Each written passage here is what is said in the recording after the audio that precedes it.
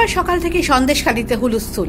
সন্দেশখালীর আগারহাটি গ্রাম পঞ্চায়েতের মল্লিকপাড়া এলাকায় তৃণমূলের পঞ্চায়েত সদস্য হাফিজুল খাঁর ভগ্নিপতি আবু তালেব মোল্লার বাড়িতে হানা দেয় সিবিআই।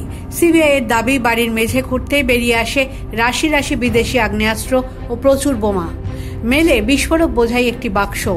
এরপরেই ডেকে পাঠানো হয় এনএসজিকে। এনএসজি কমান্ডোরা সন্দেশখালীতে পৌঁছয়। ভেরি ঘেরা সন্দেশখালীতে কোথায় কোথায় লুকোনো আছে বিস্ফোরক খুঁজে বার করতে কাজ শুরু করে উন্নত প্রযুক্তির রোবট।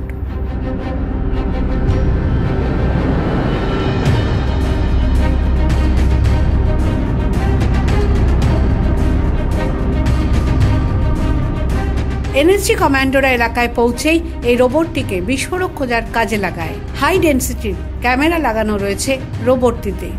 আলপথ ধরে সেটিকে নিয়ে যাওয়া হয় আবু তালেবের বাড়ির দিকে। বড় বিস্ফোরণ হতে পারে এমন আশঙ্কায় গোটা এলাকা খালি করে বাসিন্দাদের অন্যত্র সরিয়ে নিয়ে যাওয়া হয়।